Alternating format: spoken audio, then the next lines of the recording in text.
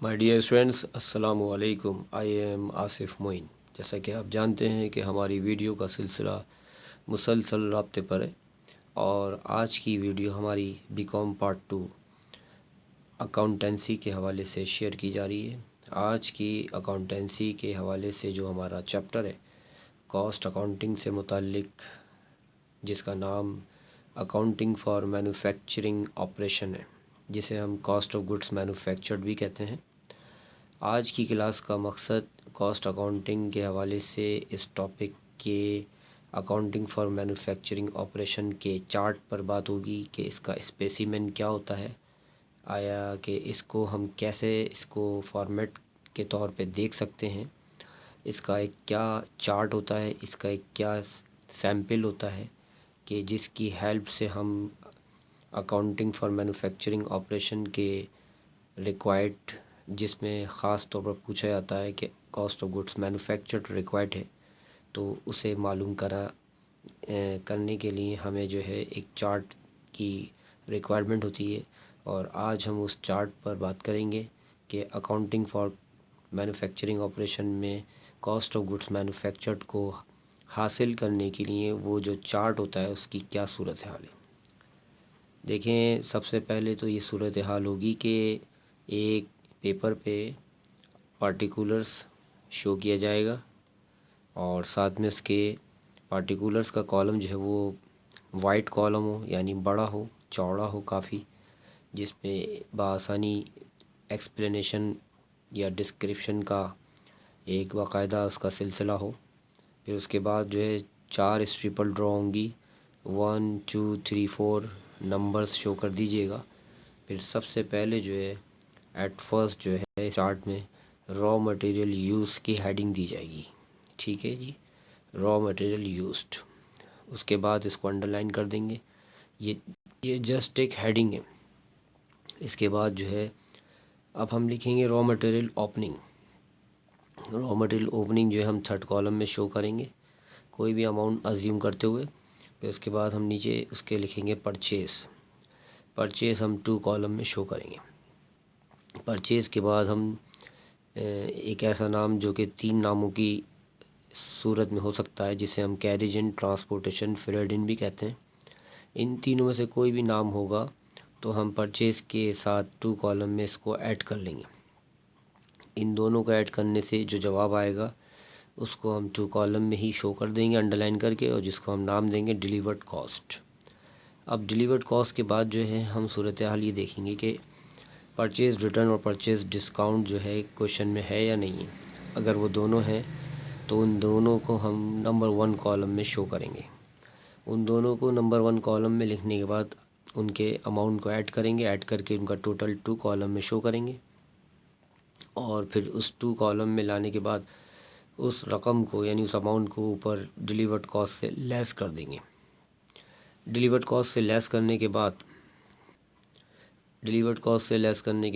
हम जो है फिर जो जवाब आएगा उसको थर्ड कॉलम में शो कर देंगे और उसको नाम देंगे नेट परचेजेस का।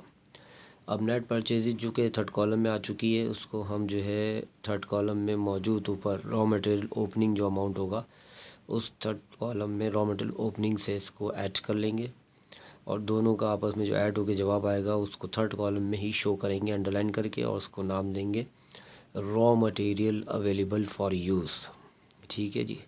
उसके बाद raw material available for use चूँकि थर्ड कॉलम होगा, उसी थर्ड कॉलम में हम less raw material ending particulars में लिखने के बाद थर्ड कॉलम में उससे लेस करेंगे, और जो जवाब आएगा उसको थर्ड कॉलम में ही माइनस करने के बाद शो कर देंगे, और वो जवाब होगा हमारा रॉ मटेरियल यूज्ड, जिसे हम रॉ मटेरियल कंज्यूम भी कह सकते हैं।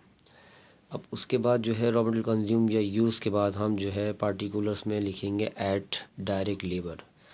डायरेक्ट लेबर लिखेंगे, डायरेक्ट लेबर को हम 2 कॉलम में शो करेंगे उसकी अमाउंट को, और फिर साथ में फैक्ट्री ओवरहेड भी देखेंगे हम कि फैक्ट्री ओवरहेड कहाँ है। फैक्ट्री ओवरहेड के हवाले से उसकी जो तलाश जब हो जाएगी हमें, तो उसको जो है हम 2 कॉलम में लिख देंगे डायरेक्ट लेबर के नीचे। उन दोनों को ऐड करेंगे, दोनों का जो टोटल आएगा वो थर्ड कॉलम में शो किया जाएगा, और उस टोटल की इंग्लिश होगी अनमैन्युफैक्चरिंग कॉस्ट। ठीक है जी, अनमैन्युफैक्चरिंग कॉस्ट भी कहते हैं और उसे कन्वर्जन कॉस्ट भी कहते हैं। अनमैन्युफैक्चरिंग कॉस्ट या कन्वर्जन कॉस्ट को हम रॉ मटेरियल यूज़ से ऐड कर लेंगे, चूँकि वो थर्ड कॉलम में पहले से ही रॉ मटेरियल यूज़ होगा और ये दोनों बाद में आए होंगे थर्ड कॉलम में। तो इन दोनों को और उस रॉ मटेरियल यूज़ को ऐड करके जवाब जो है फोर्थ कॉलम में शो किया जाएगा, जिसको हम नाम देंगे total manufacturing cost. Total manufacturing cost जब आ जाएगी, उसमें हम जो है ऐड करेंगे वर्क इन प्रोसेस ओपनिंग, जिसको हम गुड्स इन प्रोसेस ओपनिंग भी कहते हैं। और इसमें ऐड करने के बाद जो जवाब आएगा वो फोर्थ कॉलम में इसका टोटल शो करेंगे, यानी टोटल मैन्युफैक्चरिंग कॉस्ट में वर्क इन प्रोसेस ऐड कर लेंगे ओपनिंग को, और जो जवाब आएगा उसको हम नाम देंगे total cost of goods in process during the year. ठीक है जी, फोर्थ कॉलम में हम यहाँ पर मौजूद total cost of goods in process during the year में होंगे। फिर उसके बाद लेस करेंगे वर्क इन प्रोसेस एंडिंग यानी क्लोजिंग। ये भी जो है फोर्थ कॉलम में ही लिखी जाएगी, लेकिन ये लेस की जाएगी उस रकम से जिसको हमने अभी मालूम किया था, जिसको हमने नाम दिया था total cost of goods in process during the year. जब इससे work in process ending less होगी तो जो जवाब आएगा वो फोर्थ कॉलम में ही रहेगा। माइनस होने के बाद जो रकम आएगी उसको हम कहेंगे कॉस्ट ऑफ गुड्स मैन्युफैक्चर्ड, या इसको हम जॉब कंप्लीटेड भी कह सकते हैं। तो ये हमारा एक मुकम्मल चार्ट है जो हम अब आपसे शेयर कर रहे थे, अकाउंटिंग फॉर मैन्युफैक्चरिंग ऑपरेशन, जिसको हम कॉस्ट ऑफ गुड मैन्युफैक्चर्ड का चार्ट भी कहते हैं। आमतौर पर बीकॉम के हवाले से जितने भी 10 ईयर्स के सवाल हैं, 25 3 ईयर्स जो भी है, या अकाउंटेंसी की बुक के हवाले से जो भी एक्सरसाइज है इस टॉपिक के हवाले से जिसका मैंने आपसे जिक्र किया, अकाउंटिंग फॉर मैन्युफैक्चरिंग ऑपरेशन, इससे मुतालिक हर सवाल में फ़र्स्ट रिक्वायरमेंट यही होती है कि prepare cost of goods manufactured. तो जब भी ये रिक्वायर्ड हो तो आप ये वाले चार्ट की हेल्प से पूरा काम कम्प्लीटली जो है सवाल से देखते हुए जो चीज़ें मैंने बताई वो ऐड कीजिए, और जो मैंने लेस बताई वो लेस कीजिएगा। तो इंशाल्लाह आप पहला रिक्वायर्ड करने में कामयाब हो जाएंगे। तो मेरी ये कोशिश होती है कि टेक्निकली मैं चीज़ें समझाऊं, क्योंकि मैं लॉजिक्स और कॉन्सेप्ट पे ज़्यादा मेरी प्रेफरेंस होती है, और यही अच्छा तरीका होता है तालीम हासिल करने का कि कुछ किसी भी चीज़ को जो है समझा जाए, ना कि उसे याद किया जाए। तो समझते हुए सवाल को इसको आप बग़ौर ख़ुद अपनी मदद आप कहते हैं इस पर कोशिश करें, और इंशाअल्लाह ताला इस सवाल को करने के बाद जो है इसका जो सॉल्यूशन किसी भी जो किताब में दिया हुआ हो या सॉल्व 10 ईयर जो हों उनमें आप ये सब काम करने के बाद उसमें चेक करें, और फिर अपना एक टेस्ट लें कि आपने आया कि इस चार्ट की मदद से उस जवाब के पास कितना आप जो है कामयाबी से पहुंच गए, कि जो जवाब पहले से सॉल्व है उसको आपने बगैर देखे इस चार्ट की मदद से अगर सॉल्व किया और आपका अगर जवाब उस जवाब के मुताबिक हो तो ये बहुत बड़ी कामयाबी होगी आपके लिए, और इंशाल्लाह इससे आपका जो हौसला बुलंद होगा, और आइंदा के लिए जो मिसिंग क्वेश्चन है, मिसिंग आंसर वाले क्वेश्चन है, वो आप करने के लिए अपने आप में एक तब्दीली नुमाया तौर पर देख पाएंगे।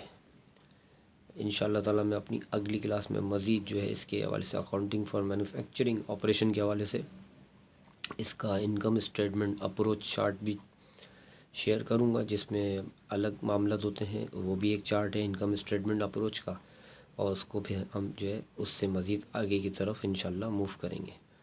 Thank you for the next time. अस्सलामु अलैकुम व रहमतुल्लाह।